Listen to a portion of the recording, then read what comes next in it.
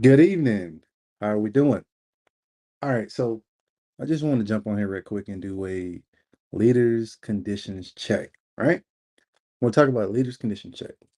And when we talk about leaders conditions check, well, before I get ahead of myself, what got me to thinking of this is the organization that I'm in right now. We're doing what we call ICIs, and that's your initial command inspection. And these inspections are set up to let a commander know this is the state of readiness that your unit is at once they first take over. And then, sometime down the road, we'll go back and we'll do another one. But this thing got me to thinking, right? Because there's a system that we use to determine, you know, uh, why the unit's in the condition that it's in. All right. And there's three categories. You have can't do, the unit doesn't have the resources or, knowledge to do whatever it is that they need to do. We have don't know. There was policies and procedures that was out there that they weren't aware of. And then we have won't do. Won't do being they have the knowledge, the resources, all the tools that they need to be successful, and they're blatantly choosing not to do so. So willful neglect. And it got me to thinking, right, about these leaders conditions check because let's be clear. Leaders set conditions. All right. Leaders set conditions. People will only do what they're allowed to do inside of an organization, and we have things put in place to go ahead and take care of that when they do. What's going on, Jack? How we doing out there? So we're doing these inspections, right? And a couple things came across that this leaders condition check.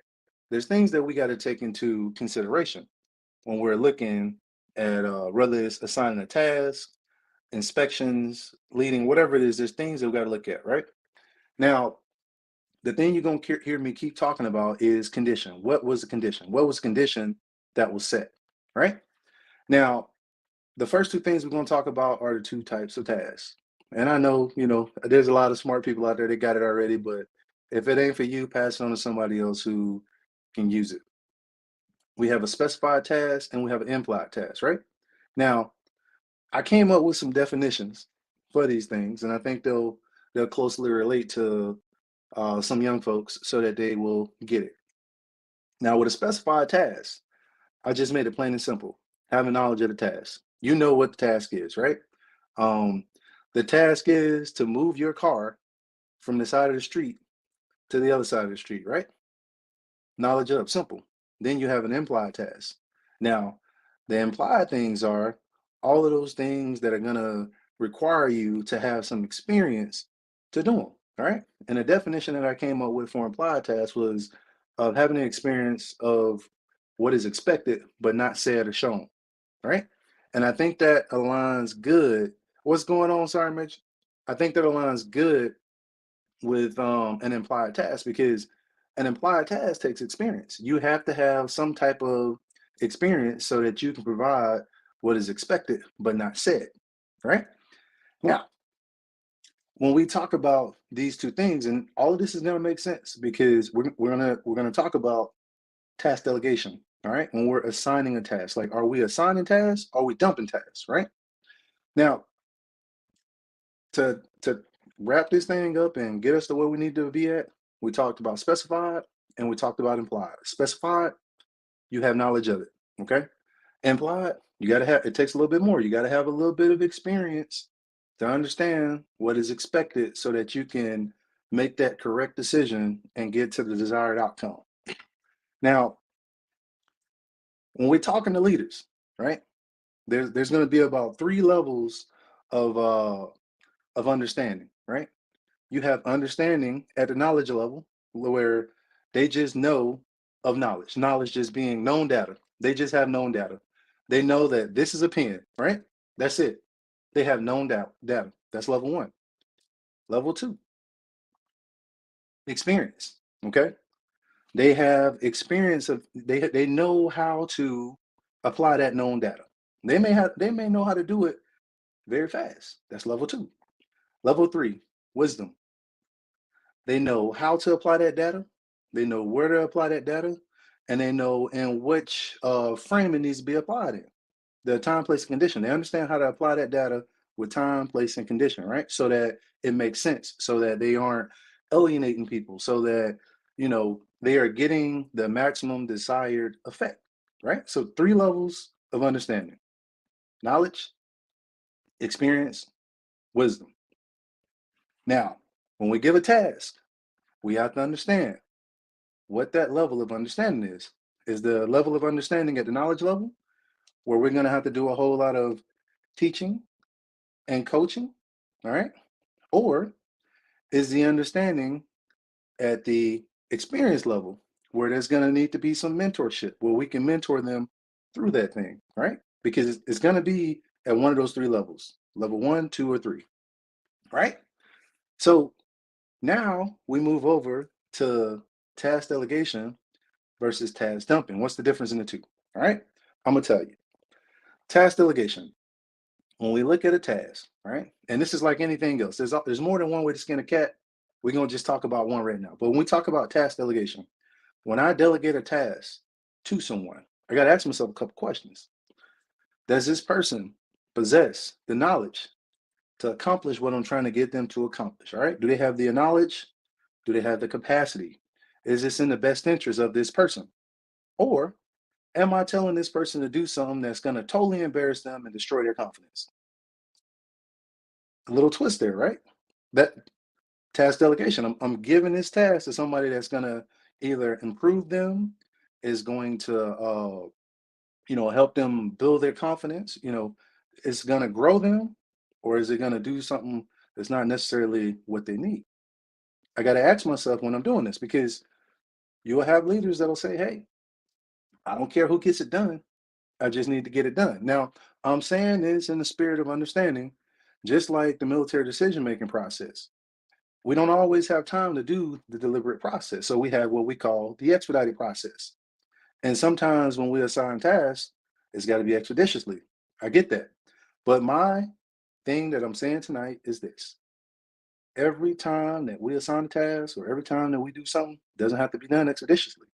We can take time as leaders, step back, and do that 60% rule, right? Soldier comes to you, or individual comes to you in your organization, and they got about a 50% plan, 45% plan. Don't shoot them down. Pull them to the side, coach them through what the holes in their plan are, tell them to go back, refine it, give them some things to look at. And when they come back with that 65, 75% plan, let them go forward with it.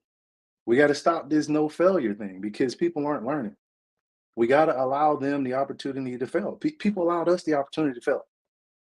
People allowed us the opportunity to fail. You learn through failure. We can learn through progress too. We can learn through succeeding, but people learn through failure. They have to be able to make their mistakes.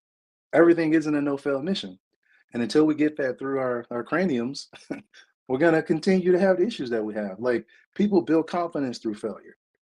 You don't always have to beat everybody up. Everything ain't got to always be perfect. They're going to learn through failure. All right. Now, look, this is what happens when that young person comes to you, or that older person, whatever. When they come to you and you have the wisdom to be able to apply um, the things that you've learned in the past, you can see the pitfalls and stuff that they're going to fall in. If it ain't going to kill them and it's going to make them stronger, let them do it. Let them do it, because they're going to learn from it. What we have to do a better job at is these ARs, these after action reports. Okay. When everything is said and done, we come back in, we have a conversation, we identify where the pitfalls were, so that we can go back and sure those things up, and we do it again, right? We do it again. We let them go do it again, and once they go do it again, they're going to get better, and they're going to get better, and they're going to get better, and that's how we do that thing. So when we look at task delegation versus task dumping, which one are you doing? Are you just task dumping because you want to say I'm busy? Let's talk about busy right quick. Busy people aren't productive. I'm gonna say that one again. Busy people aren't productive, all right? Because when you're busy, you can be running in place, but you ain't going nowhere. But if you're productive, you're getting some things done, and eventually you're gonna see some progress. Like, what direction that you're moving in. So I'm gonna say it again. Busy people are not productive. Because you could absolutely be running in place and you ain't going nowhere. You spinning your wheels. You like that hamster on that wheel, just going to town, but you ain't getting nowhere. So try not to be busy. Try to be productive. Okay. All right. So with that being said, I'm gonna give everybody a shout out that watch live. Sorry, Major Griff, I see you out there. Jack, what's going on, my brother? Question. Okay. Delegation question for leaders to ask themselves. Let me put this up on the screen. Are you providing, identifying, and offering the resources for them to be successful? Come on now. That's what I'm talking about. Facts. And that's exactly where I'm hitting on today. That's exactly where I'm hitting on today because I know when I was coming up through the ranks, we had a whole it was a whole thing. Don't ask why, right? Don't ask why. And then I flipped it on them. I said, you know, it's funny in the English language how a lot of words kind of mean the same thing. Now, the old school definition of leadership was to provide purpose, direction, and motivation. But we're telling people not to ask why. So if they ask them why, did you truly provide purpose? Could you not switch out purpose with why? All right. If you could not. And then when we go back, if they're asking why, you could refer them back to the purpose and maybe just add a little bit more detail. And I get it. I get it. We don't always have time to explain why. There's a time and a place for everything, but I look at it as stages, right? You have stages in which I call it like the trust continuum, right? When you first get an individual into your organization, they have this thing that we like to refer to as the motivational continuum, okay? So you have what they call intrinsic motivation, you have what they call internal motivation, and you have what they call external motivation, right? That intrinsic motivation, that is something that's within inside of me. Nobody has to tell me to do it. Nobody has to tell me to do it. Like I just love doing this thing, right? Like I would probably, wake up and talk to people and provide uh guidance and stuff like that because I love talking to people. Like I could do that, never get paid for it, and I'm gonna be happy because that's what I enjoy doing. I am intrinsically motivated to do that. Now, on the other hand, when it comes to getting outside and cutting that grass, I got to draw on some external motivation. My external motivation for cutting that grass is I want my yard to look nice. I don't want to be the individual in the neighborhood that's bringing down the property value. So I have to draw on some external motivation to get that done. Now, this is how I see using that inside of an organization. When you first meet an individual, you don't know what intrinsically motivates them. You don't. But we can figure out what externally motivates them. And until we build that relationship to the point where we learn what intrinsically motivates them, we use a little bit of external motivation, but that's for a short period. We have to get to know these people to understand what intrinsically motivates them to move towards the other end of that motivational continuum. All right. So let me go ahead on down here. Sir, what's going on, Colonel Moss? How you doing out there? Uh Mike, what's going on? Okay, you got facts, ARs, then implement lessons learned. Yes, absolutely. Absolutely. That is exactly, like I said, y'all are definitely hitting on where I wanted to go to today, right? You're right. We have to do those after action reviews because like everybody has to have a process. No process is better than any other process. What the most important thing about a process is the person inside of the process because you can have the greatest process in the world, but if you're not consistent and you're not willing to stick to it, you might as well throw that process in the trash because it's not going to work. It's not about the process, it's about the person. We're looking at the wrong P. See that? Instead of looking at the process, we need to be looking at the person. If we get that person to do what old Jack said down there about creating buy-in, if we get them to buy into the person, and I heard John C. Maxwell put it like this. He had a little thing where he said, "You have we gonna create a little scenario, right? So you got an idea, and you have a person, right? And then you have the person that's following. If you get the follower to buy into the idea, but they don't buy into the person, they're gonna leave. right? They'll buy into the idea, but they're not going to buy into the person. They're going to leave because they don't believe in the person. Mission fails, right? If you get the person to buy, I mean, if you get the follower to buy into the person, but not the idea, they're going to continuously try to get the person to change their mind, right? They're going to continuously try to change that person's mind. And they may stay, but it's going to be rough going. We'll get it done, but it ain't going to be how we want to. Now, if we get the person to buy into the person first and then buy into the idea, we have a recipe for success. We have a recipe for success because they bought into the person. And a lot of times, that's what we'll do in organizations. Like we'll have all these mantras and mission statements and values, and we'll have all of this stuff, right? But that person who is leading has not gotten in the people that they're leading to buy into them. Like they have to buy into you. They tell salespeople say this all the time. You have to get somebody to buy you before they'll buy the product that you're trying to sell. Because if they don't trust you or they don't feel that you're genuine or you're, all out in left field, it ain't gonna work. It ain't gonna work. The sale is over with before you even open your mouth. All right, let's see what we got down here. It's establishing buying through relationships. Facts. Sorry, Major Griff, man. Come on, get out my hand. Yes, and he's right. That's exactly what that is establishing buy-in through relationships. And I'm gonna go ahead and tell my last little scenario and I'm gonna jump off. I know it's Sunday, I don't usually get on. I didn't get on last week because I had a lot going on, but hey, we ain't going nowhere. We're still here. So I tell this story all the time, right? When we look at influence, well, we look at credibility, buy-in, and influence because it's a process. It's a process, right?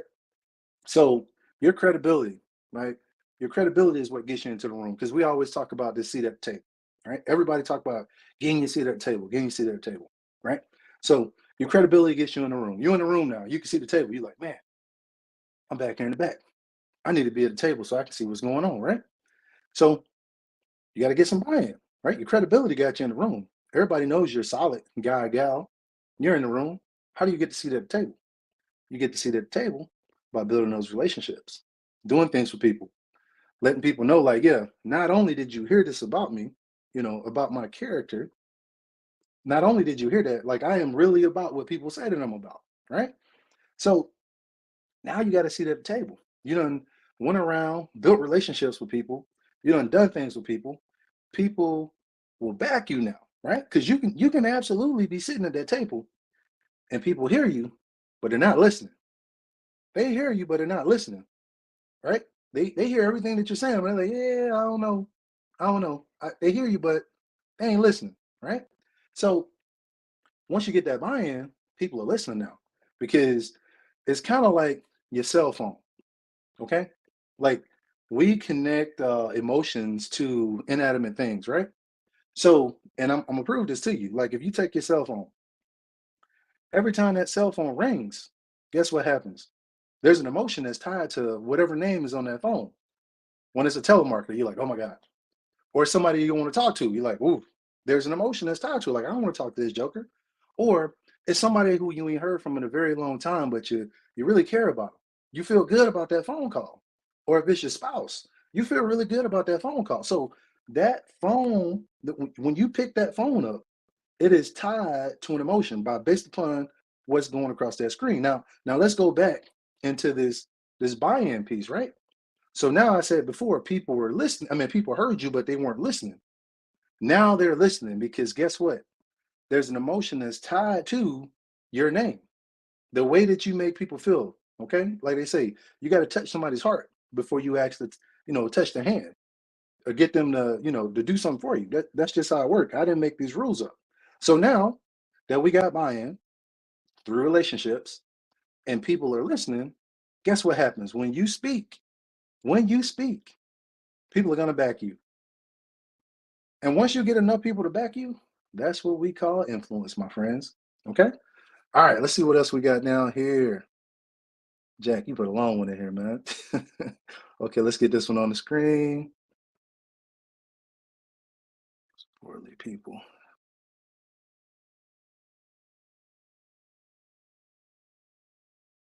Yup.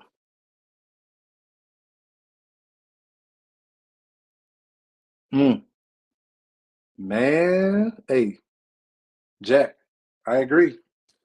Like, I heard somebody put it this way. They said, we gotta, you know how we always talk about people got to get outside of their comfort zone. Um, if if you don't get outside of that comfort zone, the best way I heard it put was this: the comfort zone is where dreams go to die.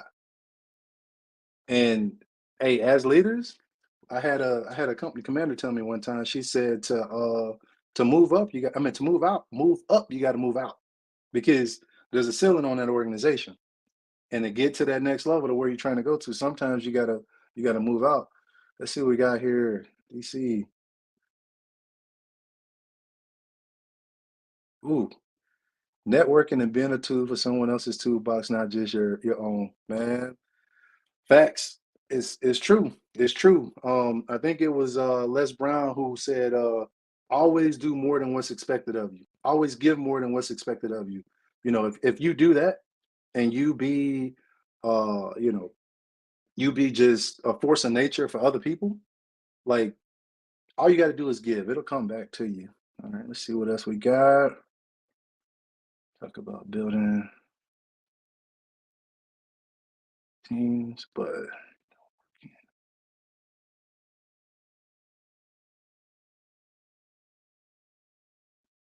it's true.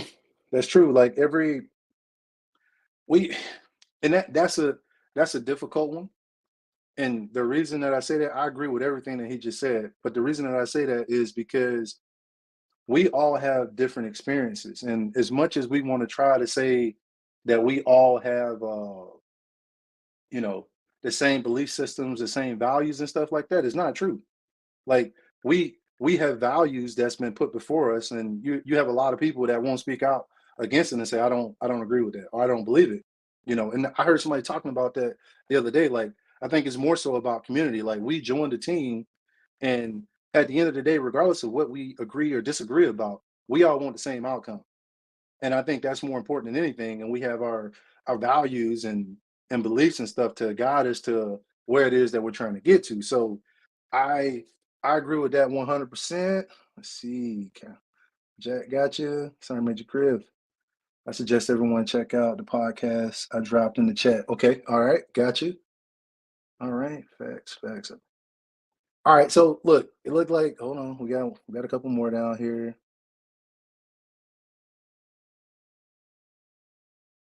Collection of relationships. It's true. It's true. I think I heard Sergeant Major Griff say this. I think he was the first person I heard say it. Um, if you walk around with a hammer, everything looks like a nail. If you walk around with a hammer, everything looks like a nail. Like if we be truthful about it, you could probably put a screw into a piece of wood with a nail if you tried hard enough. you know. And a lot of times, that joker with that hammer, they're gonna say, "Man, I'm so skillful that I was able to put a screw into a piece of wood with a hammer when they could have just used a screwdriver." And this is the importance of having different tools in your tool bag, because sometimes you think you're skillful when you're just ignorant. Like there's a big difference. Do not be confused. Do not confuse ignorance with confidence, right? There's this what is it called? There's this theory, right? Called the Dunning-Kruger Effect. And the Dunning-Kruger Effect says this: people, the less knowledgeable that a person is about a subject, the more confident they are, right? And the reason is because, like, the more knowledgeable you become about a subject, you're less likely to speak in absolutes or give a quick response, because you know that there's a lot of variables that you have to account for. So you wait until you've accounted for the variables, and then you'll give a response. Here's an example. When you looked at the weather, have you ever seen a weather person say it is going to 1,000, it's going to rain tomorrow, don't worry about it, it's going to rain? No. What they do is they give you a percentage. There's a percentage. There's a percentage because there's variables that they can and cannot account for. So the way they get around that is by giving you a percentage. And that's the Dunning-Kruger effect. The less knowledgeable that a person is about a subject, the more likely they are to speak in absolutes and give, that quick response. The people who are more knowledgeable about it, they're going to kind of pull back. They're going to assess the situation, and they're going to account for those variables, and then they're going to give you a response. I kind of look at that as responding versus reacting. The people with the least amount of knowledge, they're going to react, and they're going to just say, yep, got it. The people with more knowledge, experience, and wisdom, they're going to sit back and they're going to respond. They're going to look at what the variables are, and they'll respond. Okay. All right. Let's see. Between ignorance and stupid. Hey, that's true. That's true. But look, we ain't gonna talk about folks out here today. I just wanted to get on right quick. Um, I missed everybody. I didn't get to get on this week, and I was sitting in the lab. I got some stuff cooking in my little book over here. I got some stuff that's gonna come y'all way. I just got to get it all together. But I just want to get on here and talk about that leaders condition check. Are we setting those conditions and ensuring that our people understand where we're coming from? Like I said, you got 3 levels of understanding: knowledge, experience, and wisdom. To which level are you speaking to?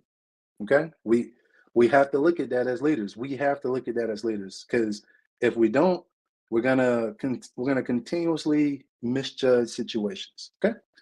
All right. With that being said, look, I'm gonna jump off of here. I appreciate y'all. You, hey, I'm gonna go ahead and wrap this thing up. Look, you are important. You matter, and don't let anybody make you feel as if you're insignificant. If you do, get into the inbox. We have people here to help you. The NCOP Live team is here to help you. Let's talk about it is here to help you. The Woman's Intentional Podcast is here to help you. That's right. Look, I mean what I said, and I don't talk out the side of my neck. Right, my mouth is right here, not on the side of my neck. I don't do that.